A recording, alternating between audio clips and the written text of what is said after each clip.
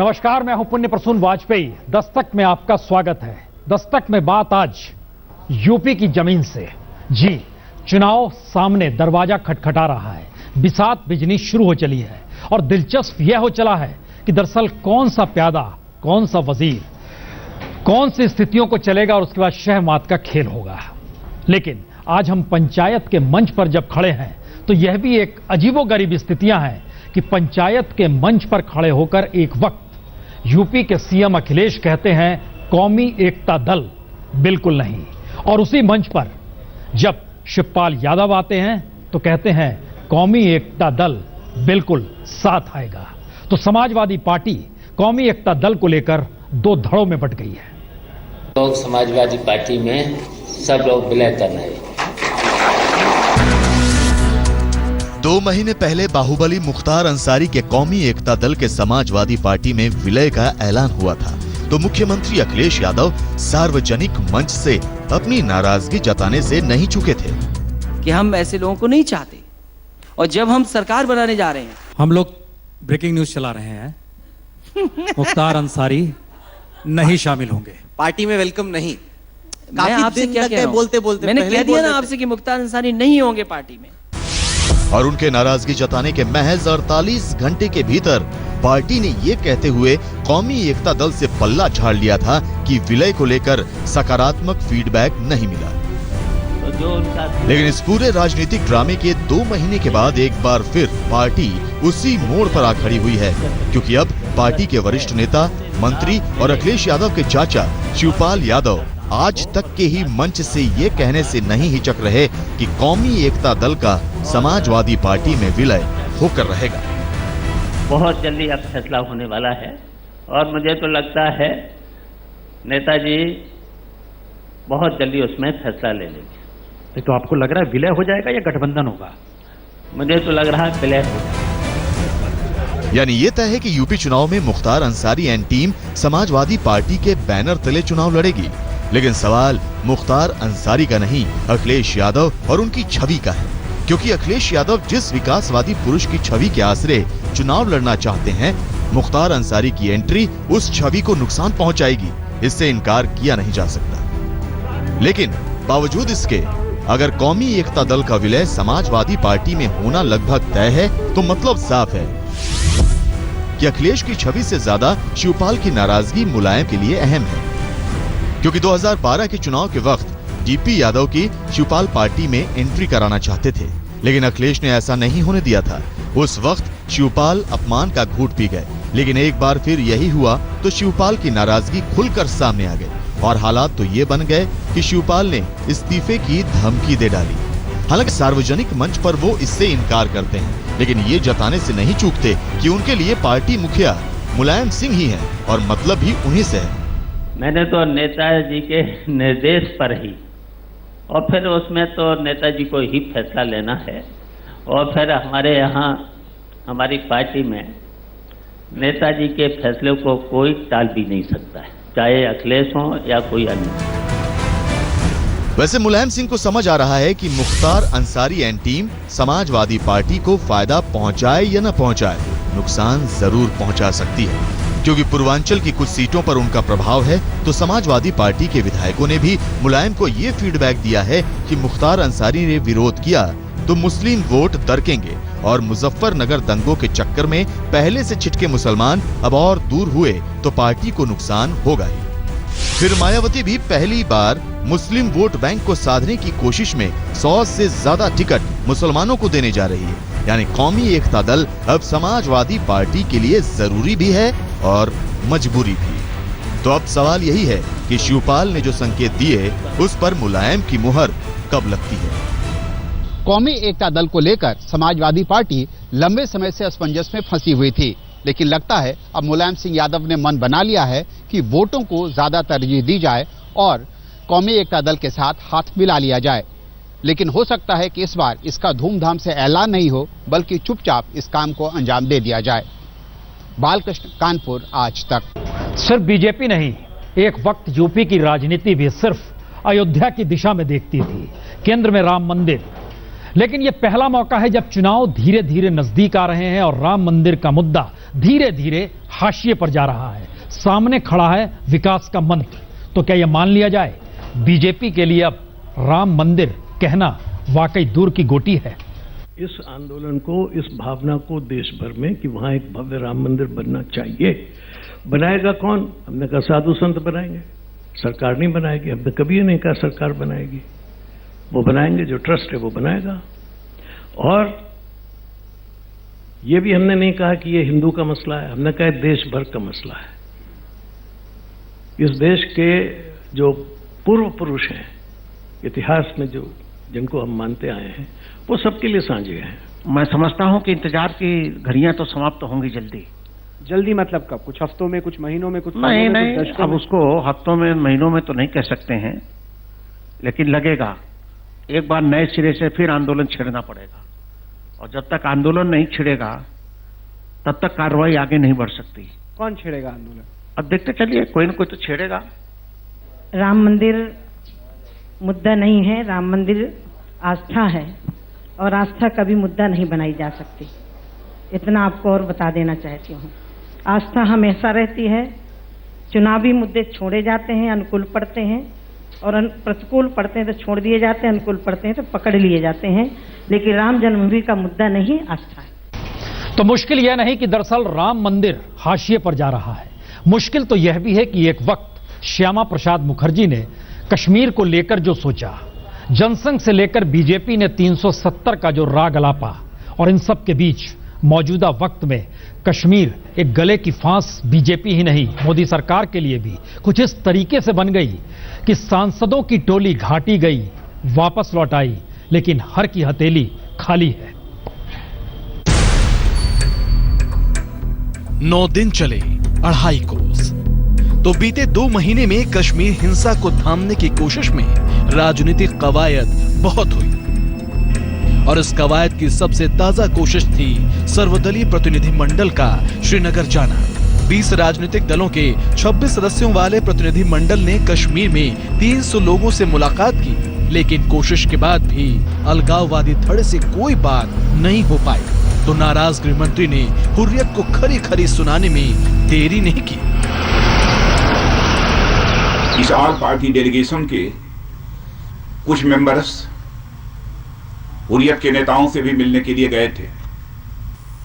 वहां से लौटने के बाद डेलीगेशन के उन मित्रों ने जो जानकारी दी, कम से कम इतना तो कहा जा सकता है कि सचमुच यह कश्मीरियत तो नहीं है, और इसे इंसानियत भी नहीं माना जा सकता, इंसानियत भी नहीं। लेकिन सच ये भी है कि हुर्रियत ने प्रतिनिधि मंडल के श्रीनगर पहुंचने से पहले ही साफ कर दिया था कि वो प्रतिनिधि मंडल से बात नहीं करेगा। अलबत्ता प्रतिनिधि मंडल के कुछ सदस्य चाहते थे कि अलगाववादियों से बात हो। इसी कोशिश में प्रतिनिधि मंडल के 4 नेता सैयद अली शाह गिलानी के घर तक पहुंच गए, लेकिन उनके खिलाफ न केवल नारेबाजी हुई बल्कि घेराव तक हो गया।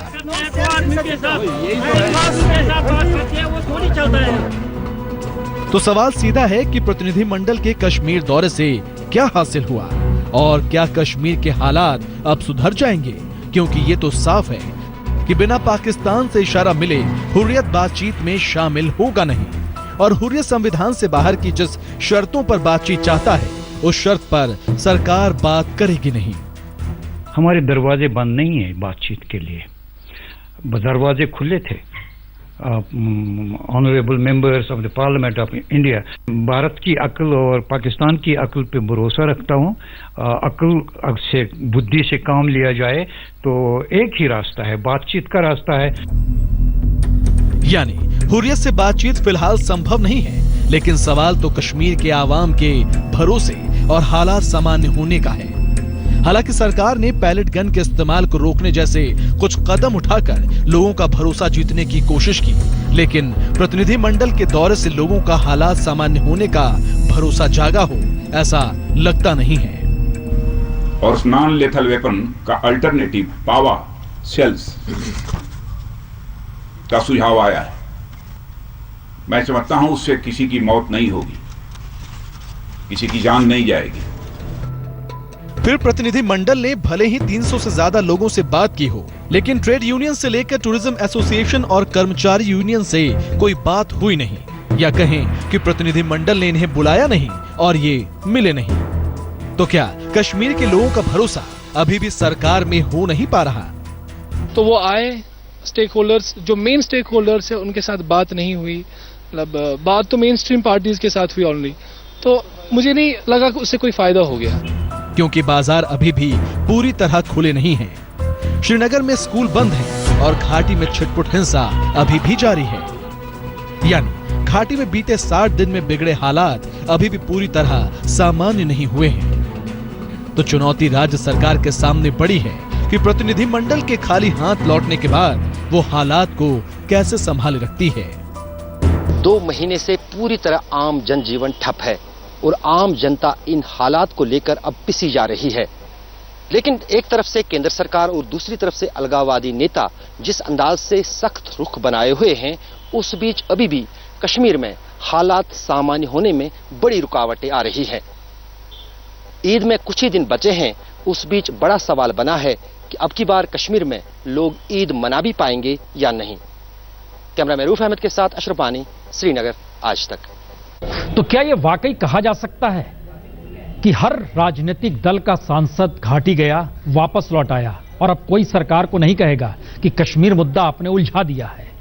लेकिन एक कदम आगे बढ़िए और जरा सोचना शुरू कीजिए। कश्मीर को लेकर पाकिस्तान ने जो हरकत इस दौर में शुरू की, मोदी सरकार ने ना सिर्फ सीधे तौर पर पाकिस्तान के कब्जे वाले कश्मीर का जिक्र किया, चीन के कॉरिडोर का जिक्र भी चीन पहुंचकर प्रधानमंत्री मोदी ने किया और अब सीधे सीधे पाकिस्तान को भी न सिर्फ कटघरे में खड़ा किया है, बल्कि सीधे आरोप कश्मीर को लेकर चीन में पाकिस्तान के मद्देनजर प्रधानमंत्री मोदी ने लगाए हैं। यानी बहुत साफ है, पहली बार एक ऐसी स्थिति है जब अंतर्राष्ट्रीय मंच पर भारत ने सीधे पाकिस्तान को चिताया है। बलूचिस्तान के लोगों ने, गिलगिट के लोगों ने, पाक ऑक्युपाइड कश्मीर के लोगों ने, वहां के नागरिकों ने जिस प्रकार से मुझे बहुत बहुत धन्यवाद दिया है। लाल किले की प्राचीर से पीएम नरेंद्र मोदी ने पहली बार बलूचिस्तान का राग छेड़ा तो पाकिस्तान को भी समझ आ गया कि भारत ने अपनी कूटनीति में बड़ा बदलाव कर डाला है। और मोदी के ऐलान के महज चंद घंटे बाद पाकिस्तान ने कश्मीर पर बातचीत का भारत को न्योता दे दिया। 4 दिन बाद फिर भारत को बातचीत का न्योता दिया गया, जिसे भारत ने ठुकरा दिया। दरअसल भारत ने साफ कर दिया कि अब कश्मीर मुद्दे पर आगे की बातचीत 1972 के शिमला समझौते, 1999 के लाहौर और 2004 के संयुक्त घोषणा पत्र के आधार पर ही होगी। He reiterated that our response to terrorism must not be motivated by political considerations. तो क्या भारत और पाकिस्तान के बीच अब बातचीत का रास्ता बंद हो गया है?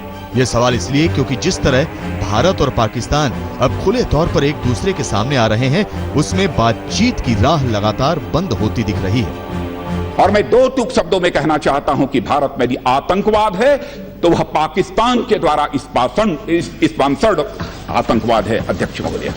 और हम उस दिन के मुंतजिर हैं जब इंशाल्लाह कश्मीर बनेगा पाकिस्तान।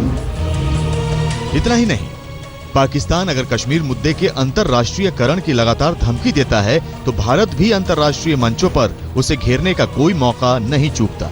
G20 समिट के आखिरी सेशन में भी प्रधानमंत्री मोदी ने पाकिस्तान का नाम लिए बगैर उसे जमकर सुनाई, और ये बात इसलिए खास थी क्योंकि समिट चीन में हो रही है। मोदी ने 2 टूक कहा, हमें उम्मीद है कि इंटरनेशनल कम्युनिटी आतंकवाद से निपटने के लिए एक साथ खड़ी होगी और एक आवाज में बात करेगी। आतंकवाद को सपोर्ट और स्पॉन्सर करने वालों को अलग थलग किया जाना चाहिए, उन पर बंदिशें लगानी चाहिए, उन्हें कोई इनाम नहीं मिलना चाहिए। आतंकवाद और हिंसा की बढ़ती ताकतें चुनौती पैदा कर रही हैं। कुछ देश ऐसे हैं जो आतंकवाद को अपनी स्टेट पॉलिसी के तौर पर इस्तेमाल करते हैं। यानी पाकिस्तान से भारत सीधा मोर्चा लेने को तैयार है, और नतीजा इसी का है कि भारत ने अगर अमेरिका से वॉर पैक्ट किया तो पाकिस्तान इसी तर्ज पर चीन से डिफेंस और सिक्योरिटी एग्रीमेंट करना चाहता है। पाकिस्तान की कैबिनेट ने आज चीन के साथ इस मामले में बातचीत करने को हरी झंडी दे दी। इस बीच पाकिस्तान की चिंता इसलिए भी ज्यादा है क्योंकि अमेरिका खुलकर चीन के विरोध और भारत के पक्ष में खड़ा है।